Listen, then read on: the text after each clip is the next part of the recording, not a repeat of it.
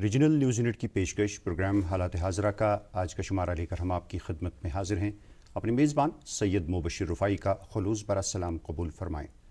नाजरीन, रवां हफ्ते के आगाज़ में ही वादी कश्मीर में भारी बर्फबारी हुई इस मौसम की। अगरचे ये पहली नहीं थी, लेकिन पहली इस ताल्लुक़ से कहते हैं कि ये बहुत बड़ी और भारी बर्फबारी हुई और मामूलाती ज़िंदगी यकसर और एकदम दरहम बरहम होकर रह गए। सरगर्मियाँ सब मअतल होकर रह गई।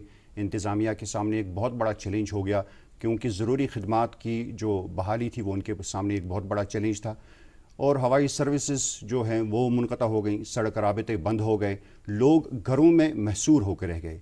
इस दौरान जो बड़े मसाइल पैदा होते हैं वो होता है राबता सड़कों की बहाली, और बिजली का जो ढांचा है वो मुनहदिम हो जाता है, उसमें बड़े मसाइल पैदा होते हैं, तो उसकी बहाली भी एक मसला बन जाता है। बहरहाल लोगों की तवक्कात ऐसे हालात में इंतज़ामिया के साथ लग जाती हैं और बढ़ जाती हैं, और एक बार फिर वही शिकायत सामने आई कि इंतज़ामिया लोगों को खिदमात फराहम करने में तवक्कात पर पूरा नहीं उतरी। बहरहाल आज क्या सूरत हाल है, और जब ये बर्फबारी शुरू हुई तो इंतज़ामिया ने क्या इक़दाम किए लोगों को सहूलियात पहुँचाने की गरज से, आज के इस शुमारे में हम इसी मौजू पर बात करेंगे। हमने जिन मेहमानों को आज के प्रोग्राम में दावत दी है, मैं उनका तारुफ कराई देता हूँ आपके साथ। मेरे बाईं जानिब तशरीफ़ रखते हैं सूबाई इंतज़ामिया के सरबरा डिवीजनल कमिश्नर कश्मीर जनाब पांडुरंग पोले साहब। इनके बाईं जानिब तशरीफ़ रखते हैं R&B महकमे के चीफ़ इंजीनियर जनाब शौकत जिलानी पंडित साहब, और हमारे साथ स्टूडियोज़ में बनफ्स नफसीस तशरीफ़ फरमा हैं Kashmir power development corporation limited के चीफ़ इंजीनियर जनाब एजाज़ अहमद डार साहब। आप तीनों मेहमानों का इस्तकबाल है स्टूडियोज़ में। पोले साहब, बात की आगाज़ आपसे करेंगे। जैसे मैंने अर्ज़ किया, लोगों की यही शिकायत रही, इस बार भी भारी बर्फबारी हुई, लेकिन इमीडिएटली जो लोगों को रिलीफ मिलना चाहिए था उनको नहीं मिला। ये बहुत बड़ी शिकायत रही अवामी सतह पर। क्या इक़दाम किए आपने लोगों को इमीडिएटली जो सहूलियात उनको बहाल करानी थी उसके लिए? पहले तो मैं ये बताना चाहूँगा, इवन बहुत सारे मीडिया में भी आया है जी, इस डेकेड की ये सबसे बड़ी स्नोफॉल रही है। कहते हैं कि 2004 में शायद इतना ज़्यादा स्नोफॉल हुआ था। 2004 के बाद लगभग मतलब 15-16 साल के बाद, 15-16 साल के बाद जो है इतनी बड़ी स्नोफॉल हुई है, इतने कम स्पेल में। जी, हार्डली जो है 3 या 4 दिन स्पेल रहा जो एक्टिव स्नोफॉल था। जी, जहाँ तक इंतज़ामी की प्रिपरेशंस का सवाल है, हर साल जो है विंटर जब शुरू होता है तो विंटर शुरू होने के पहले ही इंतज़ामिया प्रिपरेशंस करती है। उसमें जो हाई रिचेस वाले एरियाज़ रहते हैं उनमें हम एडवांस राशन डंपिंग करते हैं। जी, पावर की बात करें तो पावर का बफर स्टॉक जो रहता है ट्रांसफार्मर्स का, वो बफर स्टॉक बिल्टअप करते हैं। PWD जो है अपने जो कॉन्ट्रैक्टर के लिए टेंडरिंग करती है, टेंडर फाइनलाइज करती है, कॉन्ट्रैक्टरों को ऑर्डर दे करके रखती है ताकि जब भी ज़रूरत लग जाए तो उनको एक्शन में प्रेस कर काम पर लगा दिया जा सके। और बाकी महकमे जो है जो एडवांस एक्शन जरूरी रहता है वो सब करते हैं। जी, अभी जो है इस साल नवंबर में बर्फ नहीं हुआ, उससे थोड़ी सी एक रिलीफ मिला है, क्योंकि नवंबर में पतझड़ होती नहीं है जी, और जिससे चलते पेड़ की टहनियाँ कटना, पेड़ गिरना, या जिससे चलते बिजली की तारें कटना और पोल गिरना, उससे चलते जो नुकसान होता है वो नुकसान जो है अभी नहीं हुआ। हार्डली कुछ एक घरों का नुकसान हुआ है, प्राइवेट मकानों का, उनकी छतें गिर गई हैं, छतों का नुकसान हुआ है जी। जान का नुकसान जो है सिर्फ एक आया हुआ है जी, बाकी मेजॉरिटी कुछ एरिया में नहीं हुआ है। तो ओवरऑल जो है प्रिपरेशंस हमारी थी, लेकिन सबसे ज़्यादा बड़ा स्नोफॉल पड़ा है पिछले 15 साल का जी, उससे चलते थोड़ा सा टाइम लगा है। जी, ये बात एडमिनिस्ट्रेशन एक्सेप्ट करती है। बिल्कुल, मैं इस पे हम मज़ीद बात करेंगे, क्योंकि आप कहते हैं कि एडमिनिस्ट्रेशन पहले ही तैयार एडवांस प्रिपरेशंस करती है, लेकिन जब काम करने का वक्त आता है तो उस वक्त कुछ क्योस कन्फ्यूजन पैदा हो जाता है। उसकी क्या वजूहत रहती हैं, इस पर बात करेंगे। शौकत साहब, मैं आपकी तरफ आना चाहूँगा। चनाचे जो सड़कों की बहाली का काम रहता है, जो सड़कों पे जो बर्फ़ हटाना, उसमें कुछ इदारे काम करते हैं, और आपका जो R&B डिपार्टमेंट है उसका मेजर चंक बनता है ये रोड्स को साफ़ करने का, बर्फ़ हटाने का। लेकिन आज भी अगर आप देखें तो अगरचे मेन रोड साफ़ हुई हैं, लेकिन लेन्स बाई लेन्स अभी बर्फ़ से ढकी हुई हैं, लोगों का चलना महाल है, और जो मेन रोड से बर्फ़ हटाई गई है वो सड़कों के किनारे रखी गई है। तो कि ये है कि लोगों का चलना फिरना दोबर हो गया है। आपके पास स्नो कटर नहीं है क्या? आपके पास स्नो कटर नहीं है और छोटे छोटे जो आज ट्रैक्टर हैं उनका इस्तेमाल हुआ है, तो लोगों को बहुत मुश्किलात हैं। पार्किंग का मसला हो गया है, अब सड़कों के किनारे पार्किंग हो रही है और दो गाड़ियों को एक अपोजिट समत में आ रही हैं तो वो पास करने में मुश्किल है। इतनी छोटी सी सड़क बनाई गई है, तो क्या इकदाम तो हो रहे हैं? मैं इस तरह बताऊंगा जी, टोटल जो रोड लेंथ है कश्मीर वैली की, इट इज़ अराउंड 17,000 किलोमीटर जी, जिसमें कि कुछ पोर्शन जो है मेन रोड्स का वो मैकेनिकल इंजीनियरिंग करती है जी, और जो लिंक रोड्स हैं वो हम करते हैं और कुछ PMGSY रोड्स हैं, कुछ रोड्स बीकन भी करती है, कुछ national highway authority of India भी करती है। जी। तो ये एक वास्ट एक है। तो इस तरह से जब बर्फ़ हुई एंड इट स्नोड सो हेविली जी। और कंटिन्यूस बर्फ़ हुई जिसमें कि हमारी क्लियरेंस करना जो था इट वाज नॉट पॉसिबल, तो we had to wait till बर्फ़बारी कुछ कम हुई। इंस्पाइट की जितना बर्फ़ उठानी थी वो हमने कोशिश की कि इमीडिएटली उठे, लेकिन जब कंटिन्यूस बर्फ़ हो रही थी उस वजह से थोड़ी सी दिक्कत आई और थोड़ा सा टाइम लगा।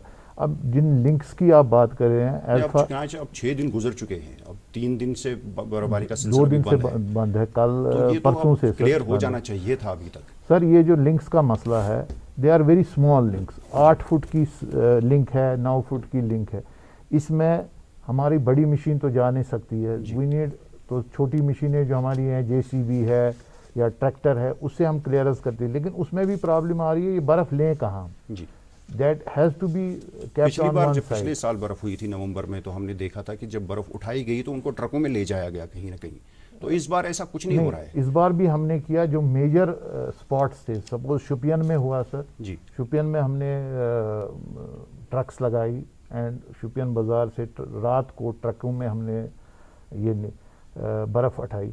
लेकिन ये जो छोटी छोटी लिंक्स हैं 200 फुट की, 400 फुट की, 500 फुट की, यहाँ पे बर्फ़ उठाना और फिर लेना इसे ह्यूरिकन टास्क। शौकत साहब, जो फिलहाल मेन रोड्स का मसला है वहाँ पे हीप्स बने हुए हैं बर्फ़ के। अभी जो JCBs आए हैं, जो भी मशीनें आई हैं जो उन्होंने बर्फ़ हटाई है, सड़क के बीच में से किनारे में हीप्स लगा दिए हैं, तो उसमें से लोगों का चलना फिरना मुश्किल हो रहा है। मैं इस पर बताना चाहूँगा बेसिकली जी। श्रीनगर की बात करें, क्योंकि मेजॉरिटी पॉपुलेशन श्रीनगर में रहती है जी, तकरीबन जो है 5,600 किलोमीटर एरिया जो है वह वैसा आता है जहां मशीन्स नहीं जा सकती जी। 5,600 किलोमीटर का एरिया जो है ऐसा है, सॉरी मीटर का एरिया है जिनके अंदर मशीन नहीं जा सकती, जहां अंदर मशीन्स नहीं जा सकती, तो उनमें लोग मैनुअली ही करना पड़ता है जी। और मैनुअली हमारे लगभग 2,500 के करीब जो सफाई कर्मचारी है वो लगे हुए हैं जी। इसमें दिक्कत इससे भी आती है, कुछ एक एरिया में ये भी देखा गया है कि लोग अपने जो सहन का जो बर्फ है वो भी गलियों में डालते हैं, या जो टीन के ऊपर जो बर्फ रहता है, गली क्लियर करने के बाद भी वो टीन से ऊपर वाला बर्फ जो है जो जमा हुआ रहता है नीचे आता है, तो क्लियर की वो गली जो है फिर से लगती है कि बंद हो गई है। ठीक है, तो मेन कारण जो है उसका ये है। जहाँ तक श्रीनगर में 1100 किलोमीटर के करीब जो एरिया है जहाँ मशीन जा सकती थी वह हमने क्लियर किया है रफली, जो है उसमें से 900 किलोमीटर जो एरिया जो है वो क्लियर हो गया है म्युनिसिपल कॉरपोरेशन के एरिया में। जो रोड के किनारे हिप्स की जो बात कर रहे हैं आप, डेफिनेटली हिप्स भी बाहर जाने चाहिए, लेकिन फर्स्ट प्रायोरिटी पढ़ता है, खेलता है, झूलता उछलता है, दौड़ता कभी कभी दौड़ कर आता है, आगे आगे बढ़ता है इंडिया, अमूल दूध पीता है इंडिया। मम्मी की छुटकी, डैडी की गुड़िया, पल में जो भर दे खुशियों से दुनिया, खट्टी मीठी बातें, मस्ती मुलाकातें, दिल में बसी सबके इस घर की बेटियां, हर घर के हर दिल में बसा अमूल ताजा, हमेशा फ्रेश, इस घर की बेटियां। रहती है कि कनेक्टिविटी रिस्टोर करना जी, इमीडिएट कनेक्टिविटी जो है रिस्टोर करना, ताकि जो इमरजेंसी व्हीकल्स है, कहीं एम्बुलेंस है, कहीं फायर ब्रिगेड की गाड़ी है, कहीं लॉ एनफोर्सिंग एजेंसीज के व्हीकल्स है, वो इमीडिएटली उस मौके तक पहुंच सके जी।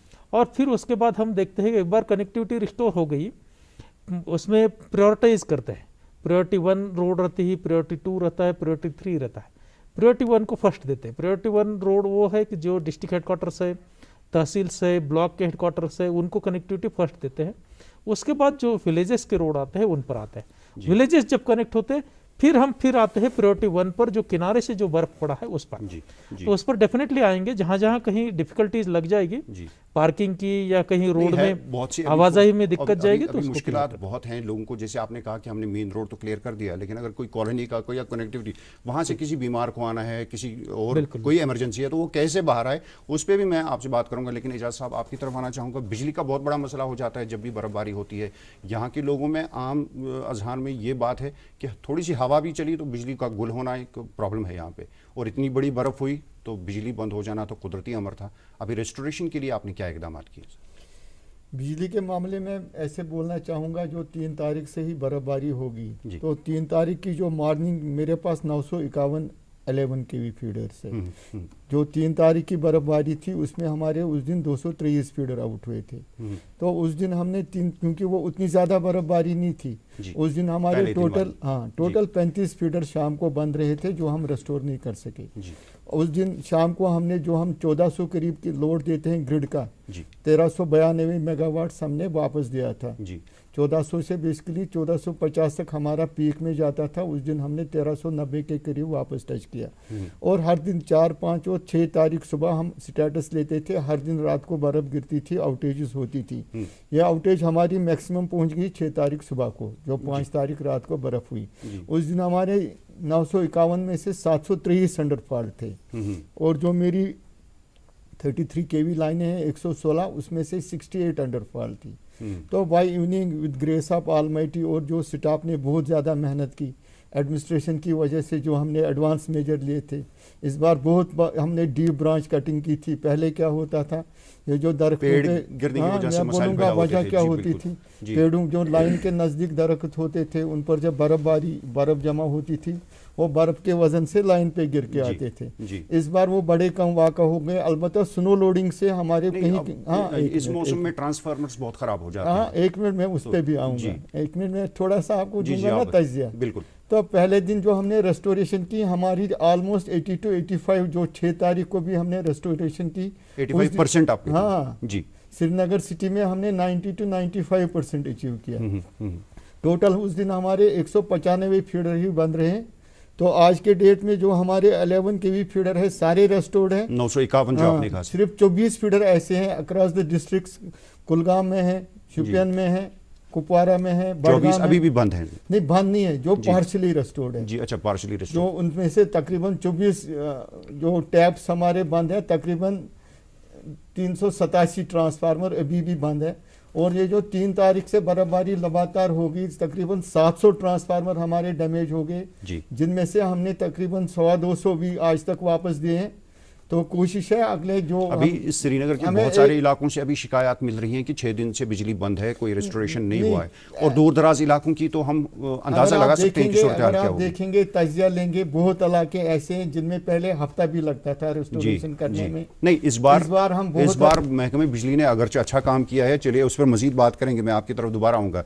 लेकिन डिविजनल कमिश्नर साहब, आपसे बात ये करनी है कि जैसे अभी आपने बाईलेंस की बात कही कि बाईलेंस में थोड़ा सा मुश्किल हो जाता है, मशीनें जाती नहीं है, लेकिन हमारा श्रीनगर म्युनिसिपल कॉर्पोरेशन है यहाँ पे, उनके पास छोटे छोटे ट्रैक्टर हैं जो गलियों में जा सकते हैं। लेकिन अभी तो उन्होंने भी हाथ खड़े कर दिए कि हम नहीं कर सकते हैं, हमारे पास मशीनरी नहीं है, इतनी सफिशेंट मशीनरी नहीं, 15,000 गलियाँ साफ़ करनी है और कुछ है ही नहीं सामान उसके लिए। मैं ये बताना चाहूँगा जी कि श्रीनगर के जो मेन रोड्स है, जैसे MG रोड है या IG रोड है या हमारा जो फोरशोर रोड है जी, main roads mechanical engineering department करता है और उन्हें पूरे तरीके से रिस्टोर हो गए। ये आज की बात आप कर रहे हैं? हाँ। क्योंकि कल हमने देखा जब एयरपोर्ट खुल गया तो बड़ा क्योस हो गया, श्रीनगर से एयरपोर्ट तक पूरा एक जैम हो गया क्योंकि सड़क पूरी साफ नहीं हुई। हाँ, नहीं, मैं उस पर आता हूँ, वो एयरपोर्ट पर बाद में आता हूँ, पहले श्रीनगर सिटी की बात करता हूँ। तो उसके बाद जो है PWD के रोड्स आते हैं। PWD के रोड्स भी तकरीबन जो है मोर देन 98% ओपन हो गए हैं, रिस्टोर हो गए हैं जी। लेन ड्रेन्स की जो बात है, उसमें मेन लेन्स जो है वो 1100 के करीब आती है, संख्या जो है मेन लेन्स की 1100 आती है, जिसमें व्हीकल जा सकता है। जी जो उनके पास जो मशीनरी है, छोटे खानी जो मशीनरी जिसमें अदरवाइज वो गार्बेज कैरी करते हैं, हाँ जी। वो मशीनरी मेन लेन्स में जा सकती है। जी लेकिन जो सब लेन्स है या जिसको हम बायलेंस बोलते हैं, जो बड़ी तादाद में है, रफली अराउंड 5600 संख्या है, तादाद है जी बायलेंस की, जी जिसमें कि इवन ये छोटी मशीनरी भी नहीं जा सकती है। उसमें मैनुअली ही करना पड़ता है। उसमें भी 70% तक हमने रिस्टोर कर दिया है। कुछ एक एरिया छोड़ करके, जो मान लीजिए थोड़े से आउटस्कर्ट्स पर आते हैं, वो एरिया छोड़ करके मेजॉरिटी श्रीनगर का जो एरियाज है वो रिस्टोर्ड है। जी। लेकिन रिस्टोरेशन का, जैसे मैंने पहले कहा कि रिस्टोरेशन का अभी हमने गली क्लियर कर दी, लेकिन दोनों साइड से छत है, बर्फ जी। हाँ। और लोगों के जो है बहुत बार ये भी देखा जाता है कि छतों की बर्फ जो है सीधी लेंस में पड़ती है, जी बाय लेंस में पड़ती है, इवन उनके सहन में भी नहीं पड़ती है। तो लेंस क्लियर करने के बाद भी जो है फिर से लेंस ये आती है। इवन कहीं कहीं कुछ एक एरिया में ये भी देखा गया है, और आपके जरिए से मैं अपील भी करना चाहूँगा कि लोग भी अपने सहन का जो बर्फ है वो भी गलियों में डालते हैं, ताकि वो म्यूनिसिपैलिटी वाला साफ कर जाए। लेकिन उससे जो है फिर हमारी डिफिकल्टीज बढ़ आती है। जी बिल्कुल, हमारी मुश्किलात डिफिकल्टी जो है बढ़ जाएगी। जी से हमारे बीइंग सिटीजन्स भी कुछ एक रिस्पॉन्सिबिलिटीज है। जी हमारा खुद का जो बर्फ है कम से कम हमने हमारे इसमें ही रखना चाहिए, टीन का भी बर्फ उसमें नहीं जाना चाहिए। जो आपने एयरपोर्ट की जो बात की, एयरपोर्ट पर मैं बताता हूँ, नॉर्मली विंटर्स के मंथ में हमारी एयरपोर्ट से हार्डली 17 से 19 के करीब फ्लाइट्स ऑपरेट होती है डेली। जी कल जो फ्लाइट्स ऑपरेट हुई, 29 फ्लाइट्स ऑपरेट हुई, मतलब उसमें मोर देन 60-70% का इजाफा था। जी अब पिछले 4-5 दिनों से फ्लाइट्स बंद थी, जी उससे चलते काफ़ी लोग जाने वाले थे यहाँ से भी, जो 31st के लिए आए थे, न्यू ईयर मनाने के लिए आए थे, वो उनको वापस जाना था, या बाहर से लोगों कुछ को लोग आना दरमांदा था। होकर रह गए थे। हाँ। बहुत सारे सयाह भी थे। बिल्कुल। जी। तो उससे चलते जो है फ्लाइट की तादाद ज़्यादा थी। लोग जो है औसतन 4000 लोग आते हैं एयरपोर्ट से, 4-4.5 हज़ार आते हैं। कल जो है इससे ऑलमोस्ट दुगना हो गए थे।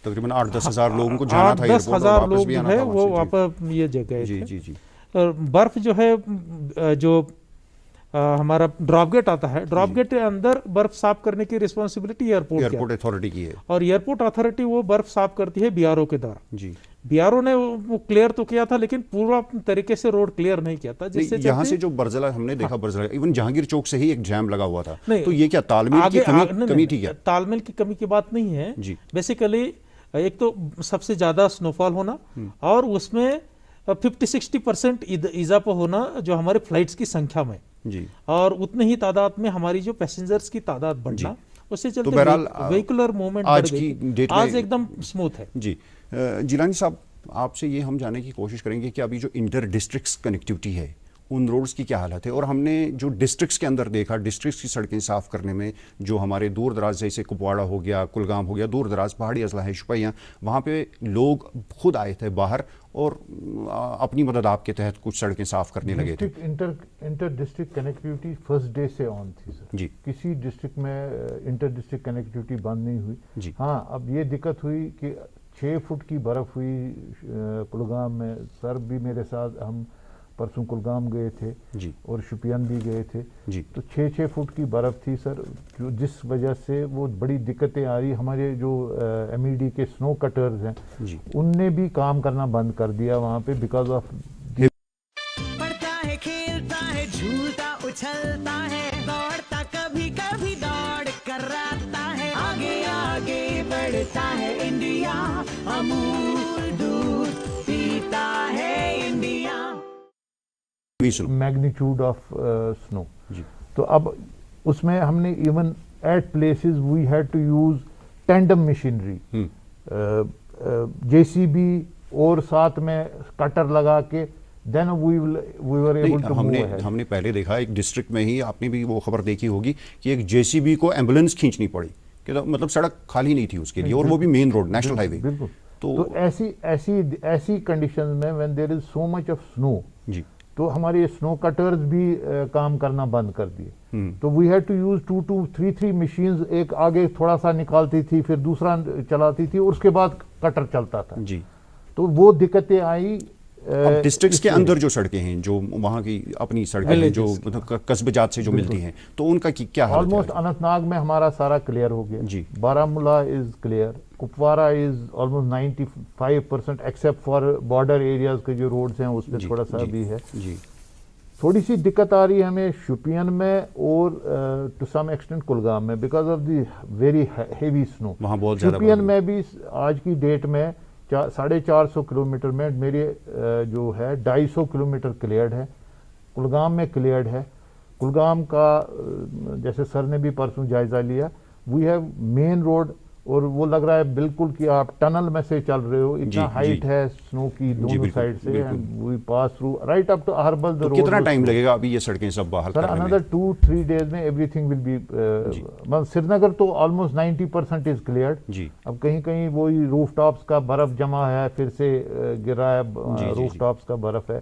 कहीं कहीं दुकानदार अपने बर्फ उठाकर सड़क पर डाल देते हैं, तो we have to redo everything. जी बाकी श्रीनगर इज चनाचे बिजनेस को हमने भी बहाल करना है, बिजनेस भी शुरू होना चाहिए, दुकानें भी खुलनी चाहिए, उनके भी रास्ते बनने चाहिए, तो उसके लिए भी आपके महकमे को इकदाम करने होंगे। जैसे सर ने भी कहा प्रायोरिटी 1 में वी क्लियर्ड दिस रोड। अब हम देखेंगे अगर कहीं पे हमें मैकेनाइज्ड वे में उठाना भी पड़े, दैट विल गेट डन। तो एजाज साहब, अभी ट्रांसफार्मर्स की बात हो रही थी, तो इस मौसम में बहुत ज़्यादा ट्रांसफार्मर्स ख़राब होते हैं, शायद ओवरलोड हो जाता है और कैपेसिटी ट्रांसफार्मर्स की कम होती है जितना लोड पड़ता है उन पर, और वो जल जाते हैं, ख़राब हो जाते हैं। तो बफर स्टॉक क्या हमारे पास है और कितनी देर में तब्दील होता है? क्योंकि हमने आज भी देखा कुछ इलाकों में 5 दिन 6 दिन 7 दिन से ट्रांसफार्मर ख़राब हैं, वैसे ही पड़े हैं। 7 दिन बोल रहे, 7 दिन हकीकत नहीं है। अलबत्ता 4 तारीख से कोई कुछ ट्रांसफार्मर डैमेज हो गए। जी हमें जो है ना एसेसिबिलिटी के इश्यूज है। जी जो कोई बाई लेन्स में छोटी लेन में ट्रांसफार्मर निकालना है, वहाँ हमारी क्रेन नहीं जा सकी, जी पिकअप वेन नहीं जा सकी। अलबत्ता कल से हमने मिशन मोड में दोबारा काम शुरू किया है।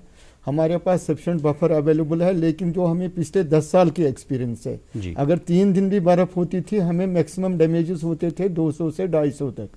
लेकिन इस बार जो मैंने 3 तारीख से टोटल जमा किए हैं, this has already crossed 550 transformer. फिर भी हमारी कोशिश है, मैं आज ड्यूकाम साहब के इंस्ट्रक्शन पे पुलवामा गया था। I have mobilised the staff of workshops to even work during the nights. Will try to clear this backlog in the shortest possible time. हम फ्रेश बफर भी इशू कर रहे हैं जहाँ पर ज़रूरत पड़ेगी, रिक्लेमेंट बफर। मैंने सारे डिवीजनों को इंस्ट्रक्शन दी है कि जो रिक्लेमेंट बफर है वो शॉर्टेस्ट पॉसिबल टाइम में इशू करे, ताकि लोगों की ये जो शिकायत है कि पिछले 4-5 दिन से हमें पावर नहीं है, एसेसिबिलिटी के इशू वजह से हम उनके ट्रांसफार्मर अटेंड नहीं कर सके। कुछ ट्रांसफार्मर में माइनर फॉल्ट भी होगा, क्योंकि पहले हमने दिया था first our aim was restoration of 33 and 11 kV feeder. अगर कोई आइसोलेटेड डीटी बंद भी रखना पड़ा, we didn't want that because of 1 DT whole area should suffer, पूरा 11 kV बंद रखेंगे। तो आज सुबह से हमने ये इलाके अब अटेंड करना शुरू किए।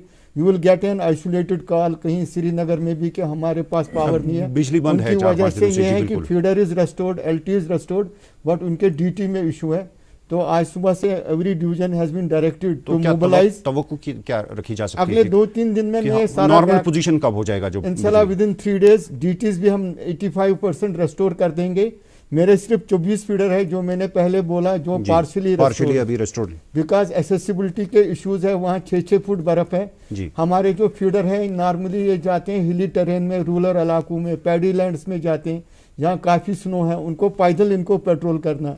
पहले एडवांस मटेरियल डंप करके था, और जो ट्रांसफार्मर्स खराब हो गए हैं उनको वर्कशॉप तक पहुंचाना, ठीक करना, तो उसके लिए क्या टारगेट्स हैं? मैंने इनको बोला all divisions have been instructed to hire more vehicles. जो हमारे पास रिसोर्सेज है दे वर नॉट सफिशिएंट कि हम इतनी हेवी बर्फबारी 600 ट्रांसफार्मर लाने के लिए विद इन 2 डेज तैयार थे डिवीजनों में। तो इंस्ट्रक्शंस दी गई हैं कि एंगेज मोर क्रेन्स, एंगेज मोर पिकअप वेन्स, ताकि डैमेज ट्रांसफार्मर्स इमीडिएटली वर्कशॉप में लाए जाएं। जिनमें माइनर प्रॉब्लम होगी उनको इमीडिएटली अटेंड करके वापस भेजा जाएगा। जो फुली डैमेज्ड होंगे उनको रिप्लेस किया जाएगा। And I expect more damages. जैसे ड्यूकाम साहब ने बोला, जो ये गली कोचों में छतों से बर्फ गिरती है वो हमारे LT पे गिरती है। क्योंकि पावर देने के लिए हमने LT उन्हीं कोचों से बाइलेन से लिया होता है। जी जी जी। उसकी वजह से कंडक्टर्स में शॉर्ट हो जाता है जी। So we are installing Ejaz fuses। साहब, एक मिनट जी, आपके अमले ने बहुत अच्छा काम किया है, उस पर अवामी सतह पर भी एक अच्छी सी सताइश हो रही है। मुझे लगता है अच्छी बात है अगर लोग भी इसकी सताइश कर रहे हैं, लेकिन अमले के पास वो जो उनके पास साजो सामान होना चाहिए वो नहीं है। उस बारे में भी आपसे पूछूंगा, लेकिन उससे पहले डिवीजन कमिश्नर साहब मैं आपसे ये पूछना चाहूँगा, चनाचे अभी जो हमारी नेशनल हाईवे है, श्रीनगर जम्मू नेशनल हाईवे, फिलहाल तो बंद है और कब खुलेगी उसकी भी कोई बात नहीं की जा सकती है। तो वादी में एसेंशियल कमोडिटीज़ की क्या पोजीशन है, कहीं लोग परेशान ना हो जाएं एसेंशियल कमोडिटीज़ को लेके? वादी में क्योंकि नेशनल हाईवे विंटर के दिनों में अक्सर बंद रहता है जी, कि पहली बार नहीं है, उससे चलते जो है प्रिपरेशंस हमारी एडवांस में रहती है। जहाँ तक अनाज की बात करूँ तो FCI के गोडाउन्स में आने वाले 2.5 महीनों के लिए हमारे पास अनाज है। एग्जैक्ट बात करूँ तो 70,000 मेट्रिक टन उनके पास राइस अवेलेबल है जी, और लगभग 1,000 मेट्रिक टन के करीब जो है गंदम अवेलेबल है। इवन ये इसके अलावा हमने रफली अराउंड 700 जो विलेजेस आते हैं, जो हायर रिचेस वाले एरियाज आते हैं, जैसे बडगाम के अपना ऊपर वाले जो यूसमर्ग को टच करते वाले एरियाज है, शुपिया के ऊपर वाले एरियाज है, या दमाल हांजीपुरा वाला एरिया है, अनंतनाग के कोकरनाग पहलगाम साइड वाले एरियाज है।